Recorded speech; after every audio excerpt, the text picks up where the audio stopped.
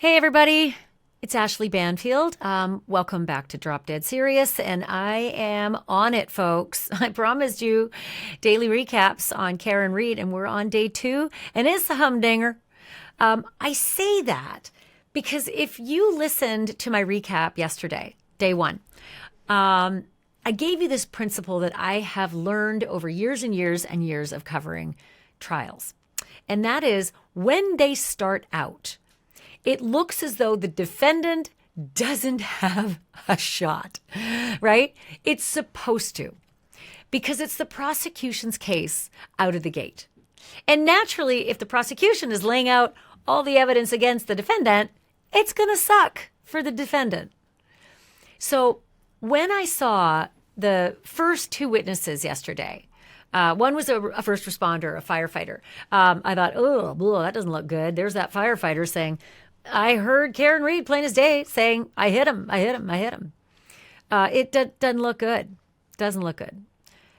But then her defense attorney, Alan Jackson, a.k.a. Hotshot, a.k.a. really good lawyer, maybe one of the best, got him on cross and said, that's not what you said originally. Originally, your testimony and your reporting was that she said it twice, but now you're suggesting she said it 3 times. So which is it, sir? What's your memory really like? Okay, so maybe it's not the greatest way to impugn somebody. The fact that she might have even said it once is not great, but he did get a little dig in there, right? Things that build towards reasonable doubt. There's just one little chip that Alan Jackson took. But today he took a full shovel to a witness, and it was Kerry Roberts. So Kerry was on the witness stand yesterday as the second witness. And when she testified, I felt the oxygen go out of the room for Karen Read and her defense team. I felt like it's over, sister. You're not going to get past this one. This is Everest. This witness is killing you. But again, the old principle, whenever the prosecution lays out its case, it sounds awful. And yesterday didn't disappoint. So basically what Kerry Roberts brings to the table is that she and the victim, in this case, John O'Keefe, were pretty close. Not always. There was a time they were just, they went to school together. They knew a lot of the same friends, but they weren't pals until tragedy struck John O'Keefe's family, and he ended up with his sister's kids because his sister died and his sister's husband died. And so these 2 kids were orphaned. And so Uncle John O'Keefe, took them in.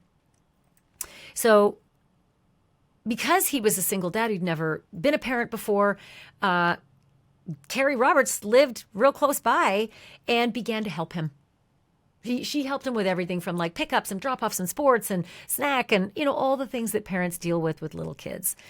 And so she became pretty close to John O'Keefe through this whole co-parenting and helping in the parenting, the neighbor down the street. And I used to know you in school, so sure, I'll help out. What the prosecution was really good at laying out in day 1 was that you're not close to John O'Keefe because you're friends with all his cop friends, are you? And, Kerry Roberts said, no, I'm close to him because of this whole parenting thing. I don't really even know those people all that well. I mean, I know of them, but they're not my friends.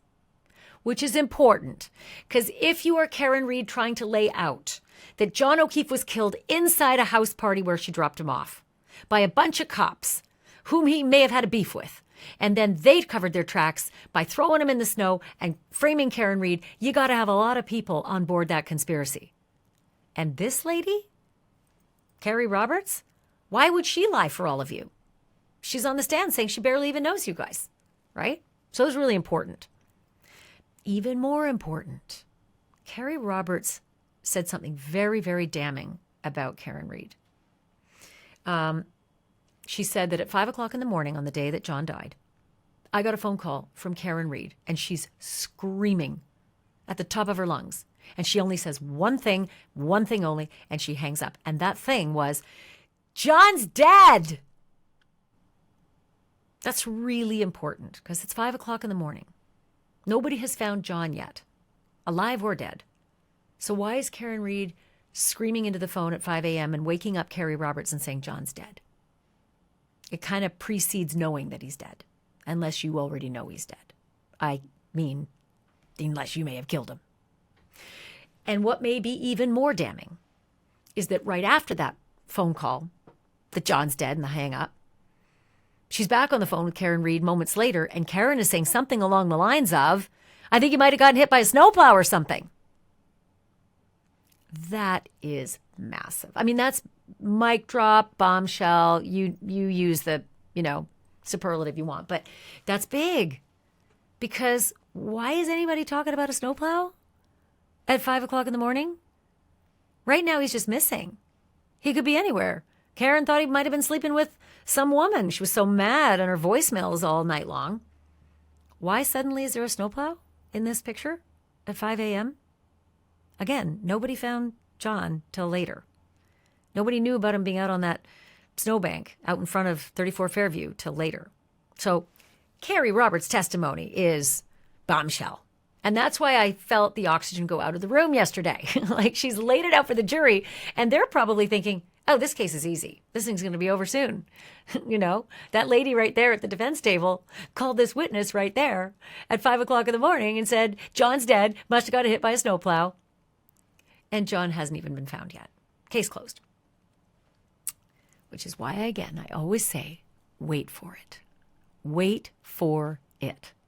Wait for the defense case. And if you can't wait and you're not patient, wait for the defense cross-examination. Because, ladies and gentlemen of the podcast, may I say that Alan Jackson nailed it. If I ever get, in trouble with the law, God forbid, I'm calling Alan, because this guy really knows what he's doing. He came at Kerry Roberts today. And he didn't have to be mean. And he didn't have to be a dick. He just came at her with her own words. And may I just say that one of the words he used to describe her words was perjury. You understand the importance of providing information to law enforcement as a witness to law enforcement free of influence from other people. Yeah. In other words, you want to be as accurate and as independent as possible. Yes. I want to talk about the statements in the prior testimony that you have provided in this case, Ms. Roberts. There's been several of them. The first time you told your story to law enforcement was on January 29th. We've already established that, correct? Say that again? It was on January 29th, the first time you relayed your story to law enforcement. Yes. So the second time you told your your story to law enforcement, you were literally sitting in Jennifer McCabe's house. Yes. And you had met with Jennifer McCabe before your interview, correct? Yes. We were putting a timeline together. So you two were actually prepping, if that's a valid term, prepping for your interview, putting a timeline together, correct? We were putting a timeline together at the request of Mrs. O'Keefe. And Jennifer McCabe, was helping you with the timeline, and you were helping her with the timeline. Yes, we were putting together the events of what had happened. So she was helping you, and you were helping her, yes or no? Yes. Okay. Is it your testimony that you have never said that Karen told Jen to Google hypothermia, or that you don't recall saying that? I don't recall saying that. Would it refresh your recollection to look at portion of your grand jury testimony from that day? It might. Yep. I testified. I didn't hear it, but I was told that she was asked to Google it. You testified under oath at the grand jury that at some point Karen was in back of the police cruiser, correct? Yep. Objection. No, I'll allow that question. Does that refresh your recollection as to what you told the grand jury?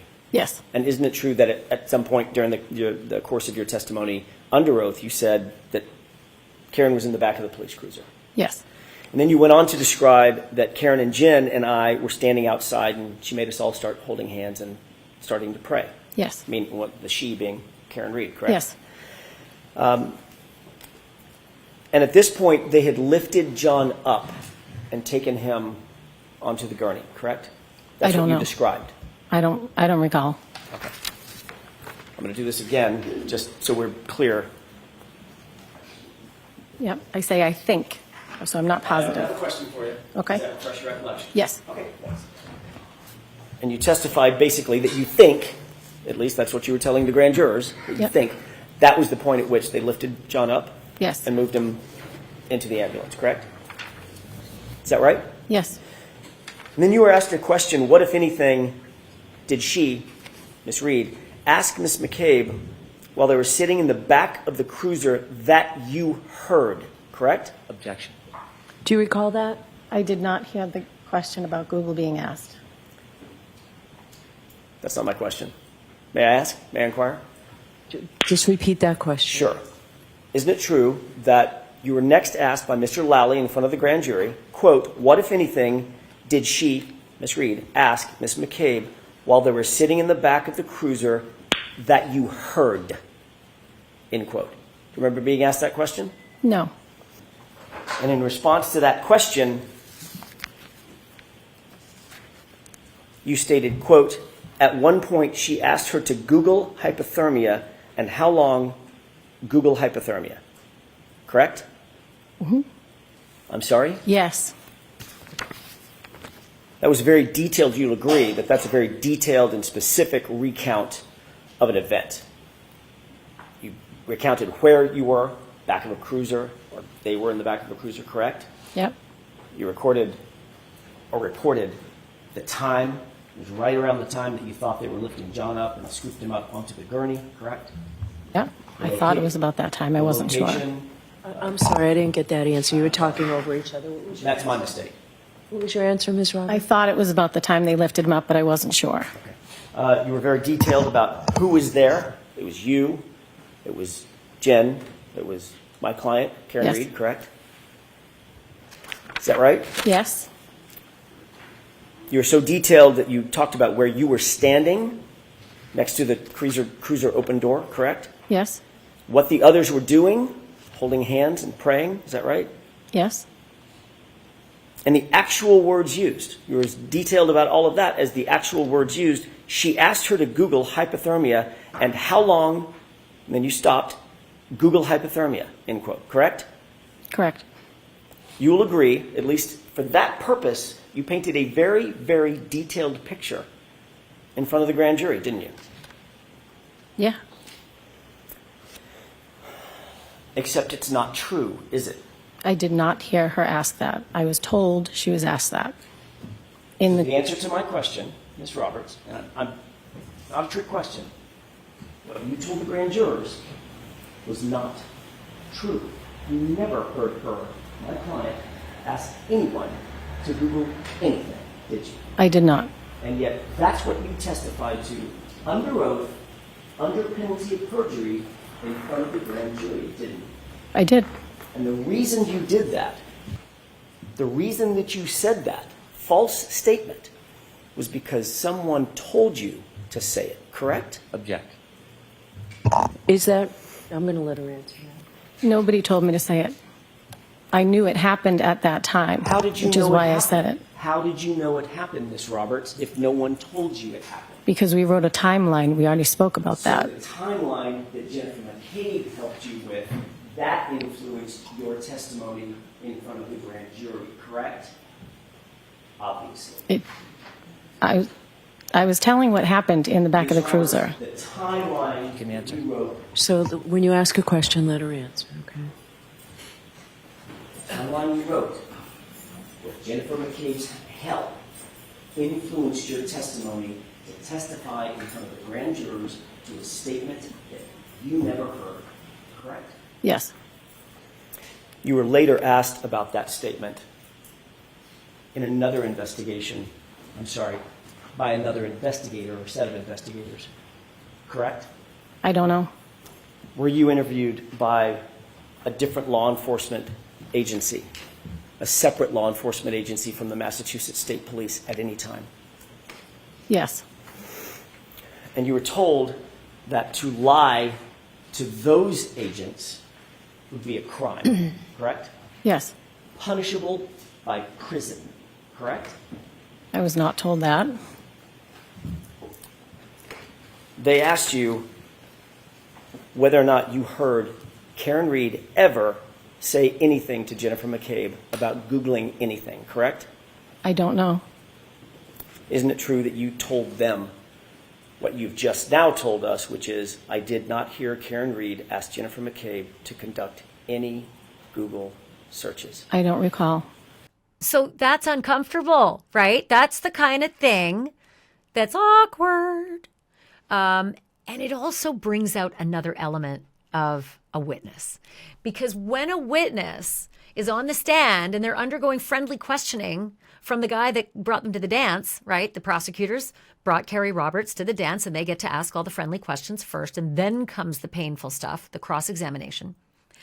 It's under cross where you start to see a different personality and where the jurors start to think, oh, maybe I don't like this person as much as I thought I did. Or, oh, maybe this person isn't as agreeable or kind or forgiving or generous as I once thought she was. Because yesterday she seemed like the nicest lady in the room.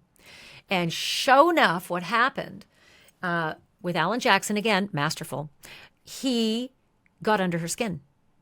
He certainly got under her skin with that back and forth, right? So basically you perjured yourself, right? And it got testy. And she showed another side of her.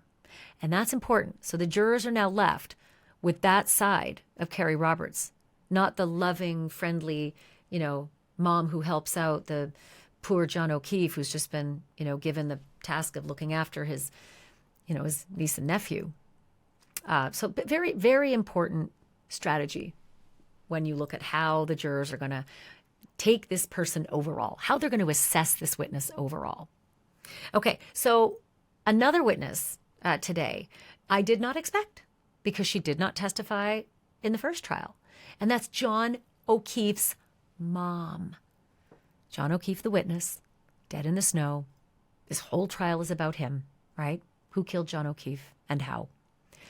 And there's the mom. Peggy O'Keefe was not there. Let me be really clear. She didn't witness any of the business out on the lawn. She wasn't at the party the night before. She wasn't drinking with anybody at the bars before the party. She wasn't there to find him in the snow. She wasn't there with the ambulances and the first responders. That was not what Peggy could bring to this case. She was at the hospital. She did see Karen Reed at the hospital.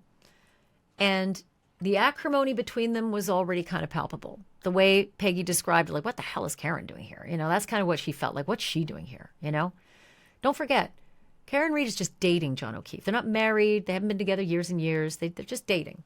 As Karen clearly puts it in her documentary, I was just dating the guy for a couple months. It wasn't that serious.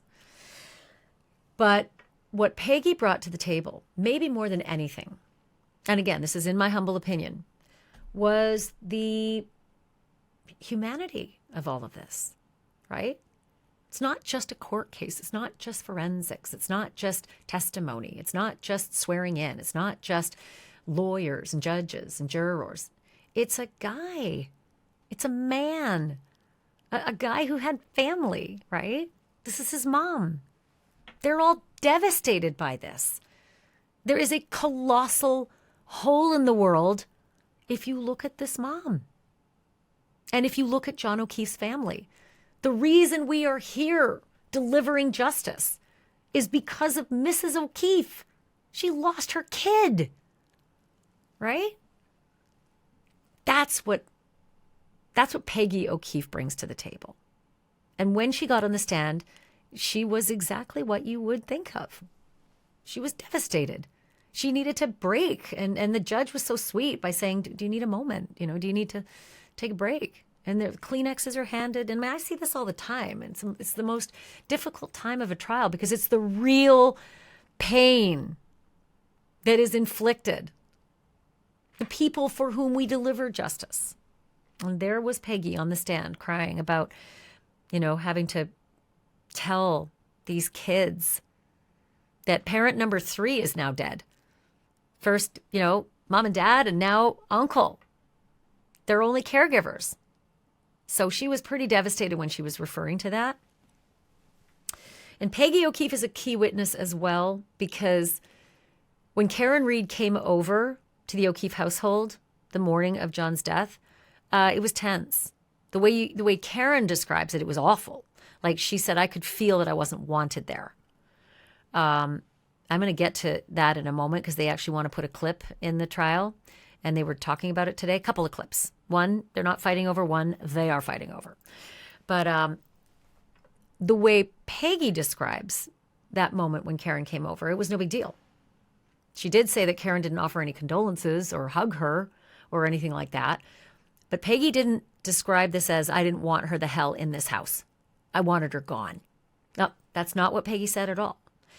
From Peggy's perspective on the stand, it was just, Karen came over and, she wanted to get some things out of John's room and it wasn't acrimonious. But the prosecution is billing this as strategic. Karen only came over to get her car. She wanted her car the hell out of that driveway because the prosecution says that car's a murder weapon, and Karen knew it. Broken tail light, the whole 9 yards. Got to get it out of here. Good afternoon, Mrs. O'Keefe. Good afternoon, Mr. Brennan. Could you kindly introduce yourself to the jury? My name is Margaret O'Keefe. I am John O'Keefe's mother. Are you married? Yes, Who are you married to? John O'Keefe Jr. How long have you been married for? Too long. 53 years. I'm sorry, ma'am, I didn't hear you. 53. Long enough? Tell me a little bit about your immediate family. My daughter.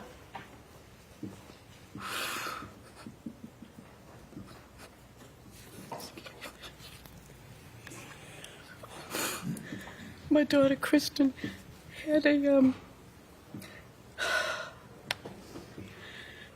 tumor, a cancerous tumor that she had for 5 months. And she died in November of 13. She had 2 children. And then 2 months after she passed, her husband passed from a heart attack. And then you all know about John. And then my son Paul is over there. That was 2013, ma'am. Could I ask you about her children? She had 2 children, Kaylee, who's now 17, and Patrick is 14. And he's a run for my money. Do you remember how old the children were when your daughter passed? 3 and 6.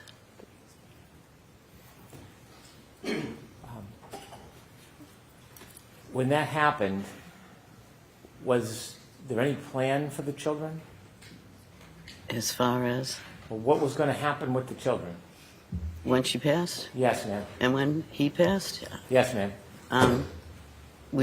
my son decided to be the head guardian, and then we had I was the other guardian, and there was Steve's brother and sister were the other 2 guardians. There was 4 of us. Did I understand that there was a decision that John would be the primary guardian? Can you share with us how that decision came about? Well, he was single. The other 2 guardians were married, and they didn't have children, but he decided to do it himself, and then I was the second one in case he needed me. So I was over there most of the time, like when the kids get home from school or, take them places, and then have them on weekends so he could have a break. So that's what I did. Did other people help out in addition to you and John? Yes, my husband was there, and Paul and Erin were there, and the other members of Steve's family. I understand at some point John worked in law enforcement. Yes. Besides that, could you just share just a little bit about him with us? He was a police officer at headquarters. And when he first started, he was in Hyde Park, and then he moved to Dorchester, and then into Boston itself, and that's what he did. I was hoping if you could tell us a little bit about John besides his work. He was enthusiastic with sports. He was wonderful with the kids. He took care of them and did everything for them. Take them places on vacations and everything. He was their number one when they called him JJ. Ms. O'Keefe, do you know when this picture was taken? Oh, I really don't know. It was in the summer of I don't know what year. I really don't know the year. But is that one he probably took him to a fair or an amusement park, and he had his picture taken there with them. And then the kids were with him too. So. Do you know how old he was in that picture? 43, maybe. Okay. What year was John born? 75. Ms. Gilman, could you take the photo down, please?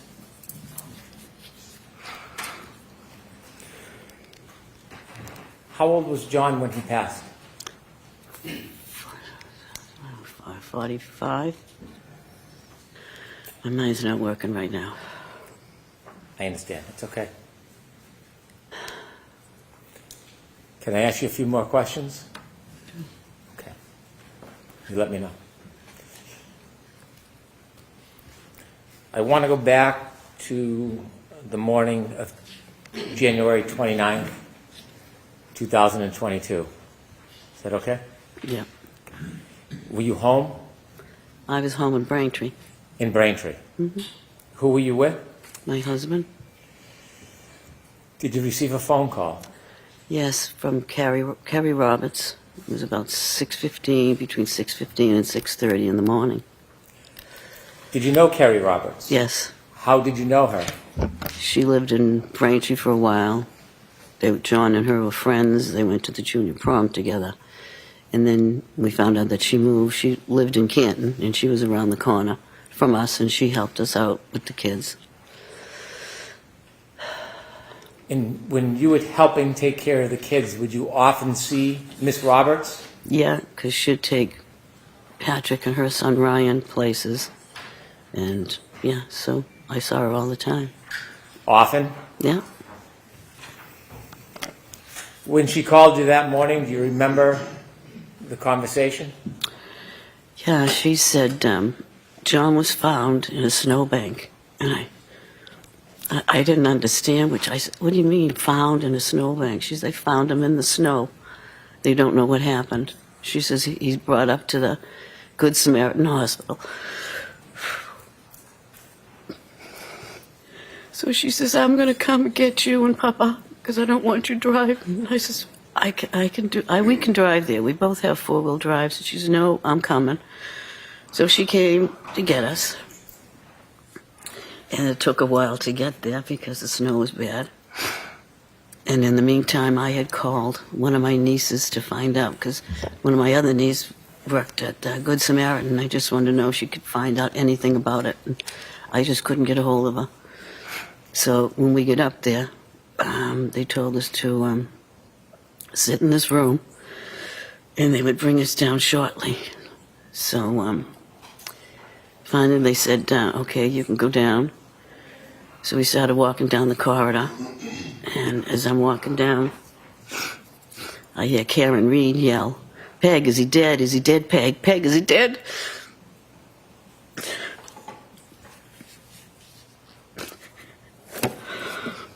And I just kept walking, and then I asked, I don't know who it was, a nurse or a worker at the hospital, and I said, what is she doing here? And she says, oh, she's being psych evaluated. So then they brought us down to the room where my son was.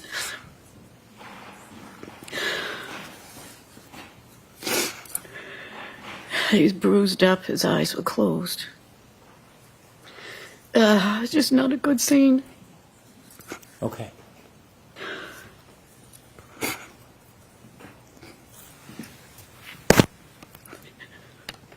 I'd like to go back, if I may.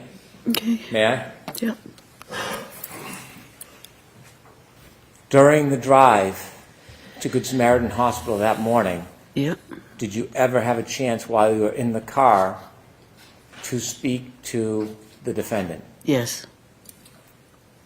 Please tell the jury about that conversation. I asked her what happened, and she said, we went to a party. I left him there. I said, you just left him there? She said, yes, I just left him there. Did she say whether she left him inside or outside? No, she just said, I left him there. Did she tell you whether or not she left him in the driveway or the street? She just said, no, I just left him there. You told us that when you got into Good Samaritan Hospital, you were walking down the hallway and you had another interaction with the defendant. Yes. And you told us that she was asking if he was dead. Mm-hmm. Can you describe a little bit where in the hospital you had this interaction with her? When they took us down to the emergency room, the doors open, and there was a corridor to go down to the other rooms, and she was on the left-hand side, and that's when she saw me come in, and that's when she started yelling, is he dead, Peg? Is he dead, Peg? So when she was yelling, could you describe her mood or demeanor? Was she animated? It's just loud, and I don't know. She was just loud, and as she was saying it. And when she was asking you, is he dead, did you again ask her a question? I just asked the nurse, what is she doing here? Okay. And did you speak to Miss Reed herself? No. No. Do you remember getting home that day? Yep. It was snowy, icy. Was anybody home when you got back? No, it was just us. And then the kids started coming home. And that's when I was trying to, take care of them. And then there was a knock at the door. And it was Karen, her father, and her brother asked if they could come in. And I was just trying to calm the kids because Patrick was just out of control, yelling. And then they came in. And then he said, do you mind if we go upstairs and get a couple of her things? Which I never should have let them go up there. But at the time, I just couldn't think straight. And I really didn't have anybody else to help me keep them down in the kitchen. So I don't know what they got up there, what they did up there. How long were they, when you say upstairs, do you know what room they went to? I assumed the bedroom. So I'm going to strike that, Mrs. O'Keefe. If you could just, what you actually know, okay? And Mr. Brennan can ask a better question. Thank you. Could I lead a bit? Yes. Ma'am, how many rooms are upstairs in John's home? 1, 2, 3, 4 bedrooms and an office. And off the master bedroom, there's a bathroom, and then there's a closet. It's a big house. Did you see the defendant and her father go upstairs? I didn't really see them go up, but I knew they were up there because I could hear them. You didn't follow them up or go to look? No. You didn't know which room or rooms they were in? No, I'm assuming the bathroom and the master bedroom. My question was poor. You didn't see which rooms they actually went in? No. How long was the defendant upstairs in John's home with her father? I don't know, maybe 10, 15 minutes. Did you see them come back down? No, I did not. When they were upstairs, what were you doing? I was trying to calm the kids. Both of them? But yeah, well, mainly Patrick. How was Patrick reacting? He was very upset once we told him because he slept over a friend's house the night before, and he just said, I'll never see him again.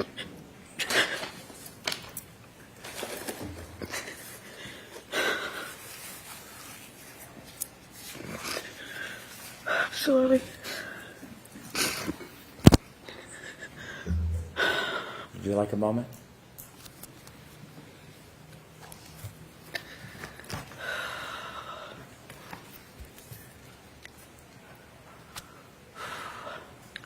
Mrs. O'Keefe, would you like to take a short break? No, that's fine. Thank you. You can just let me know when you're ready. Take your time. Okay, go ahead. You ready? Go ahead. Okay.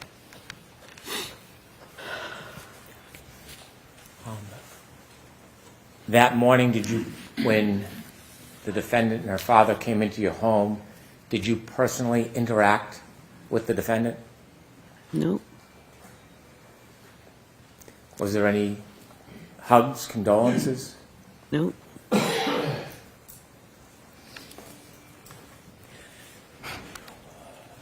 Did you ever confront the defendant with any accusations when she was in your home that morning? I don't even remember her being in the house. When she went upstairs, that's the last I saw of her. Did you ever lean over a kitchen island? Do you have a kitchen island in your house? Nope. Did you ever lean over the kitchen island and say, I think he looks like he got hit by a car? No. I don't remember talking to her that morning. Did you see when she left? Nope. Did you ever see her Lexus in the driveway? Nope. So that's Peggy on the stand. And it was hard. It's hard to watch that. It's hard to watch a mom breaking down about the destruction that the death of a child has brought to her. Now the clips, the battle over the clips. Now this is where I have been saying ever since we heard there was a Hulu documentary, ever since we heard there's a 2020, ever since we heard Karen Reed is sitting down for interviews, or maybe not. And I say that, I waffle, because Alan Jackson knows what he's doing. And if he okayed the Karen Reed interviews, which we know he did, Karen Reed would not do a damn thing without his imprimatur. I think the upside of Karen interviewing is to get her story out to the jury pool, right? Get her story out far and wide to anybody who's going to be picked for a jury in the second round, in the retrial. Get her story out because we don't want to put her on the stand. We do not want her undergoing cross-examination by the prosecutor. And we want to make her look sympathetic, right? That's what Alan Jackson would want in allowing Karen to do these interviews. And when I say allowing, she's a grown-up. She can do them if she wants, but she's no dummy either. She's not going to do it if Alan Jackson says she shouldn't. But she did. She did these interviews. And sure enough, the clips are coming back, maybe to haunt her. Prosecution laid out 44 clips to the judge that they want to use in this case. They didn't tell us which ones, but I damn well knew at least one. And that was the one where she's like, I don't know. I was really drunk. I don't know. At first I thought maybe I did it. Did I? I don't know. Did I do it? Did I hit him? I hit him. I don't know. I knew that clip was going to come back, and it is. There was another clip I saw in the Hulu documentary that I thought, oh, that one's going to come back to haunt her. And sure enough, it came back today. So the prosecution wants to enter a clip of Karen Reed talking to the producer head on, full on camera. And she's describing that moment when she came back to the O'Keefe household and Peggy O'Keefe is there, leaning over the island of the kitchen. Peggy said it was no big deal. Nothing really happened. Karen, on the other hand, described it very differently. She said she was very uncomfortable. It was tense. It was awkward. She could tell she was not wanted there. And then she imitated Peggy. And his mother leans over the kitchen island and says to me, I think he looks like he got hit by a car. He looks like he got hit by a car. And the way she imitated Peggy is not kind to Peggy. Very unsympathetic to a grieving mother. Now, granted, years have passed. However, in the interview, Karen basically says, Peggy looked at me, and in Karen's Boston accent says, I guess what, Falls River accent, Peggy looked at me and said, I saw the body, and it looked like he'd been hit by a car. And she's squinting and grimacing Karen when she's imitating Peggy, and it just is not kind. That is something that prosecutors want introduced into this trial because it makes Karen look very unsympathetic and not very nice. And Alan Jackson doesn't want that introduced and is fighting it. So tell me how this comes in. Similarly, in conscience of guilt evidence, the defendant making what we allege is a false statement to try to excuse her conduct of removing evidence of a crime from the scene. This has additional import. It has two facets to it. One, equally as important for consciousness of guilt in the first part, as I supported for clip number 4 or 5.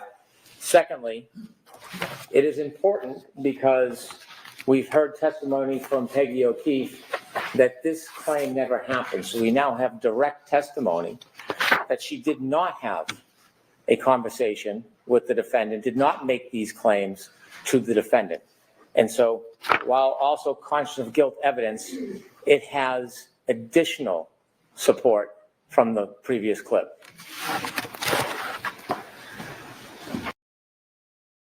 All right, Mr. Jackson. Thank you. With this video clip, Your Honor, it's very different. It has absolutely nothing to do with consciousness of guilt. The argument is baffling. How could that possibly be consciousness of guilt if my client is simply reiterating something that she believes somebody else said? This clip is obviously, very obviously, and strategically being used to try to vilify my client with something that's completely irrelevant. In Massachusetts, you can't call a witness just for the purposes of impeaching them. What this clip would be doing is purporting to impeach Mrs. O'Keefe, who just testified. I never said that. I never said it. I never leaned over the island counter. Never happened. So bringing this in would be used to impeach their own witness. And that's what can't be done in Massachusetts. With regard to consciousness of guilt, how does my client reiterating or stating that something that the victim's mother may or may not have said, how does that relate to consciousness of guilt? It doesn't. This is simply a wolf in sheep's clothing. They're trying to get it in because it makes my client look bad. They've just put on a very, very sympathetic and empathetic witness, John O'Keefe's mother, and they're trying to make my client, Ms. Reed, look bad by saying something what they perceive to be pejorative, in a tone that's pejorative about that very same witness. Judge said she'll make a decision tomorrow, but if it gets in, not good for Karen. Not great. There was another clip. It was an interview with Matt Gutman on 2020 ABC, and neither one seemed to contest it. You know, the prosecutors wanted in. Alan Jackson said, fine, I don't care, that's fine. It was a clip of Karen talking about coming over that morning and really wanting to, squeeze John's nephew, the kids, wanting to see them. They had pulled into the driveway before me, so I was presuming she saw my cracked taillight and was thinking, did you hit my son? I could sense from her that she was looking at me very warily. And then when John's nephew came home, I just wanted to see him and squeeze him. It was quite uncomfortable. I said, Dad, come upstairs to the master bedroom. I said, I think I need to leave because I think John's mother thinks I did something to John. So those are kind of the big highlights from day 2. And as for day 3, 4, 5, 6, they are keeping things close to their vest, folks. They're not telling us the strategy. We did not expect John O'Keefe's mom to testify. She didn't testify in the first trial. So this was a surprise. But each little surprise, if you feel all of a sudden the case is going one way, patience, my friends. Be patient, because what happens next usually trashes everything you're feeling, which is why trials are so dramatic. It's why true crime and trial coverage is so fascinating, because it is happening in real time. You do not know what's coming, and sure enough, your emotions are yanked from under you. I am loving the fact that you are watching me and you are checking out my podcast and you're into these trial recaps. I'm going to continue to do them. Thank you for watching. Always leave me a comment. If it's on YouTube, comment section. If it's in the podcast, I always want to hear what you have to say. If you like it, if you don't like it, and if you want me to cover something else, I always like your suggestions. And I always wrap by saying what I find very important. The truth isn't just serious. It's drop dead serious.